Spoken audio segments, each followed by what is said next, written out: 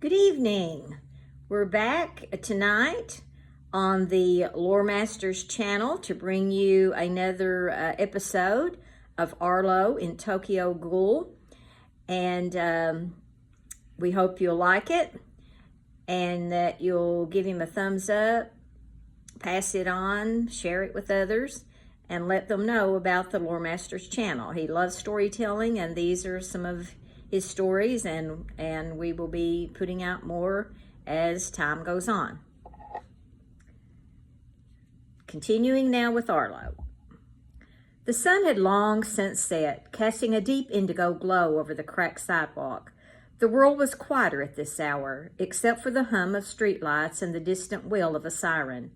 Arlo followed Gregory, his hands jammed deep into his hoodie pockets. He kept his head down, eyes darting toward every shadow. The world didn't feel safe anymore, not with the hunger. His stomach twisted in knots, worse than any hunger he had ever felt as a kid. It wasn't the kind of hunger that made your belly rumble. This hunger sat in his chest, in his throat, in his teeth. No matter how much he tried to push it down, it always came back stronger. Gregory walked a few steps ahead, humming to himself like it was just another Tuesday night. His bushy tail swayed behind him, the tip flicking every few seconds. He was calm, cool, like he had done this 1,000 times. Maybe he had.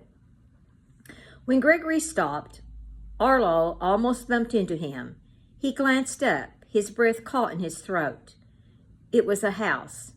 No, not just a house, a funeral home. The big wooden sign hung over the door in thick, bold letters. Eliseum, mortuary, established 1926.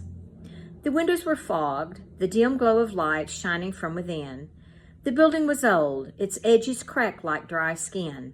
Stone gargoyles jutted from the roof, their eyes gazing down as if to judge anyone who approached. The front steps were chipped, their once white paint faded to a grimy gray. Arlo stared at it, eyes wide. He knew what this was. "Yo," Gregory said, giving him a light punch on the arm, playful but firm. "Don't freeze up on me now, kid." His sharp, fox-like grin spread across his face. Too many teeth in that smile. Arlo blinked. A funeral home? Seriously? Gregory chuckled, stuffing his hands into his jacket pockets. "Best spot in town, little dude. Ain't nobody gonna bother you in a place full of dead people." Arlo's eyes darted to the sign again. You were a mortician?" Gregory tilted his head back, laughing. "Ain't that a twist? I know. Oh, a ghoul working with dead bodies? How original. But hey, it works. Nobody bats an eye if I'm in here after hours." He shot Arlo a sly grin. "And yeah, the food's free." Arlo's stomach churned. He felt his throat tighten with that same sick hunger. His eyes lingered on the doorway like it was calling to him. He shook his head. I'm not eating people." His voice wavered. He didn't believe it himself. Gregory's eyes softened. He leaned in close, eyes glowing faintly under the streetlight. "That's what they all say, kid." Arlo stepped back, breath coming in short gasps. He didn't want to hear that. He didn't want to believe it. But he couldn't unsmell it. That smell from before, the pregnant woman. His mouth still watered at the memory, like Thanksgiving dinner. Gregory tilted his head, his grin fading just a little. "Look, you think you're too good for it? I get it. I was the same way. But here's the thing, little man. You can either act like you're still normal, or you can learn how to live like this. Pretend all you want, but sooner or later," he tapped the side of his head, "your brain stops pretending." Arlo felt his legs shake. He wanted to turn around, run, keep running. But where would he go? Back home? They'd see him. They'd know. He looked at his hands. His nails had started to grow sharper. His reflection had betrayed him that morning. Those eyes weren't his anymore. "I don't want this," Arlo whispered. His voice cracked like a child confessing a nightmare to his parents. Gregory let out a slow breath, his sharp eyes softening for the first time. He knelt down, just a bit, to meet Arlo's gaze. His hand rested on Arlo's shoulder, firm but not rough. "None of us did," Gregory said quietly. "But we're here now, kid." He gave him a little shake. "Ain't no cure, ain't no going back." Arlo's eyes darted up to meet his. "You're lying." "I'm not," Gregory said flatly, "and you know it." Arlo's throat tightened. His heart felt like it was being squeezed. "Look, I'm not here to make you feel better," Gregory continued, standing up straight. "I'm here to make sure you don't get yourself killed doing something stupid." He motioned toward the funeral home door. "Come inside. You can sleep. You can figure it out. Nobody's chasing you here. No cops, no family, just peace and quiet." Arlo glanced at the door. He could feel it again. That smell. It seeped out from the cracks in the walls. Not as strong as before, but it was there. Faint, sweet, comforting.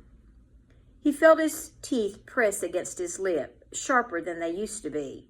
He pulled his hoodie tighter over his head, as if that could hide him from himself. "I'm not eating people," Arlo said again, more firmly this time. Gregory's eyes glowed brighter now, like twin embers. "Yeah? Then don't." He shoved his hands in his jacket, walking up the steps. "But when that hunger comes knocking, don't come crying to me." He stepped through the doorway, his shadow vanishing into the dim glow of the funeral home. Arlo stood outside, fists clenched so tight his claws nearly drew blood. His head buzzed with Gregory's words. "That's what they all say, kid." He turned around, facing the empty street. He could walk away right now. He could go. He didn't have to stay here. He could run until he wasn't hungry anymore. But the smell, that smell. His legs didn't move. His mind told him to walk away, but his body didn't listen. He bit his lips so hard he tasted blood. But it wasn't the blood that smelled good. It was the other smell, the one coming from inside. His heart pounded in his chest like a drum. He felt it move up to his head, his ears, his teeth. "It hurts. It hurts so much." His hands shook as he squeezed them into fists. "I'm not like them." His breath hitched. His legs felt like jelly. "I'm not like them." The smell got stronger. Warm, sweet, like a fresh loaf of bread pulled from the oven. His eyes stung with tears. "It hurts, it hurts, it hurts." But his feet were already on the first step. "I'm not like them." He took another step. His breath came out in short, ragged bursts. The glow of the funeral home doorway flickered like a pulse. "I'm not..." He stopped on the last step, standing right in front of the door. It was warm, warmer than it should have been. His hand hovered over the handle. His heart thudded so hard it felt like his ribs would crack. He squeezed his eyes shut, teeth bared. "I'm not like them," he shouted, his voice echoing down the empty street. Nothing answered, only silence. Silence and that smell. His breathing slowed. He stayed like that for a long time, still as a statue, chest heaving as tears ran down his face. When he finally opened his eyes, he wasn't outside anymore. The door had swung open. He didn't remember opening it, but he was inside now. The warmth hit him all at once. The air was thick with that smell, stronger than before. It filled his lungs like smoke. He blinked, eyes adjusting to the dim glow of the hall. Gregory leaned against the hall, his arms crossed. His eyes glowed faintly as he watched Arlo walk in. "Welcome home, kid," Gregory said softly. Arlo wiped his face on his sleeve, sniffling hard. His voice was hoarse. "Don't call it that." He didn't want it to be home. Well, that's the end of tonight's segment. Hope you liked it.